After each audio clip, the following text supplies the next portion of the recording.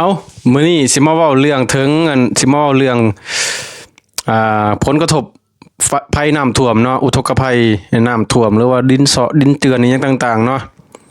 ในระหว่างที่ประชาชนนี่นะถูกผลกระทบทุกสิ่งทุกอย่าง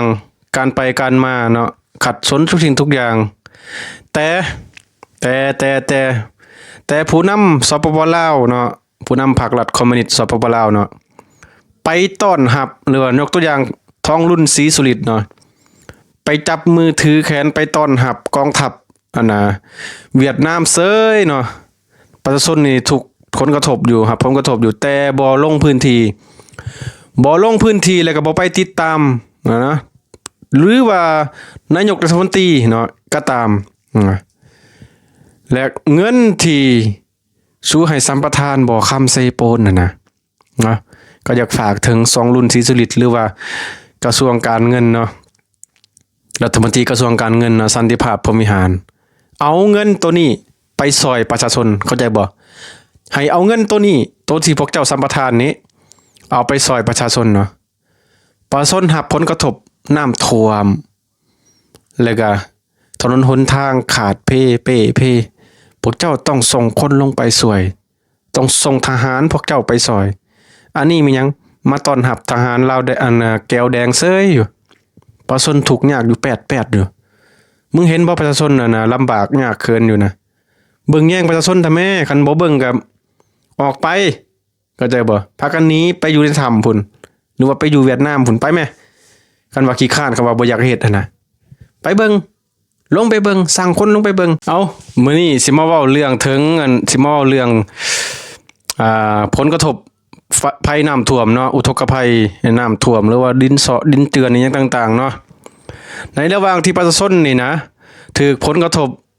ทุกสิ่งทุกอย่างการไปการมาเนาะขัดสนทุกสิ่งทุกอย่างแต่ผู้นำสปปลาวเนาะผู้นำพรรครัฐคอมมิวนิสต์สปปลาวเนาะไปต้อนรับหรือว่ายกตัวอย่างท้องรุ่นศรีสุฤทธิ์เนาะ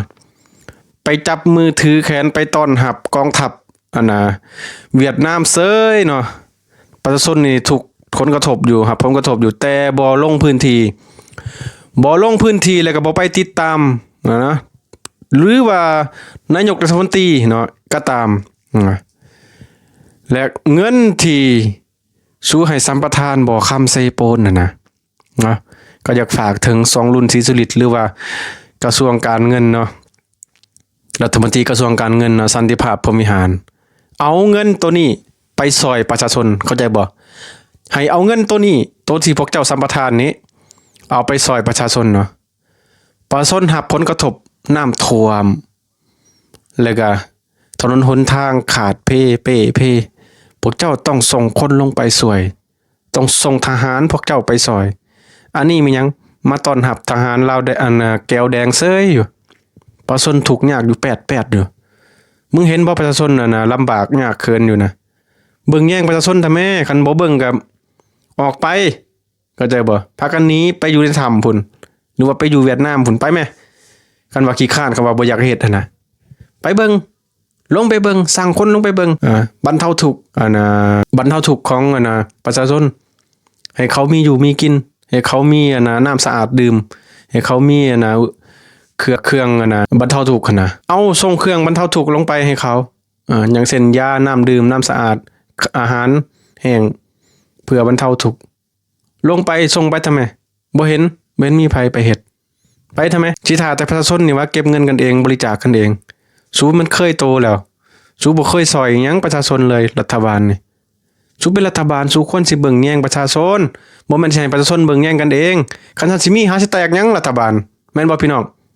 อันนี้ฝากท้องรุ่นศรีสุฤทธิ์เด้อประชาชนทุกข์ยากอยู่ใดมึงเป็นไปจับหาเหี่ยวหยังกระเดกกระดอเด้มือกับเวียดนามน่ะสิไปกอดหยังกระเดกกระดอแท้ก็สู้เป็นประเทศเดียวกันแล้วเข้าใจบ่เป็นแขวงหนึ่งของเวียดนามซื่อๆไม่ยังกระเดกกระดอแต่กับเวียดนามนี่นะเห็นเท่าใดก็ปุ้ยเป็นตะเบื่อประชาชนนี่ตกทุกข์ได้ยากนี่บ่สนใจหยังเอาฝากท้องรุ่นศรีสุฤทธิ์และรัฐมนตรีกระทรวงการเงินและสอนไซศรีพันดรรัฐมนตรีแห่งสปปลาวลงไปซอยประชาชนแน่ตอนนี้เขาตกทุกข์ได้ยากลงไปซอยเฮ็ดข่าวตัวนี้แน่ สู้อย่าเฮ็ดข่าวหลายแต่จับมือกับเวียดนามน่ะเบื่อบ่อยากเห็นเข้าใจบ่ไปซอยเหลือประชาชนเอ้าเท่านั้น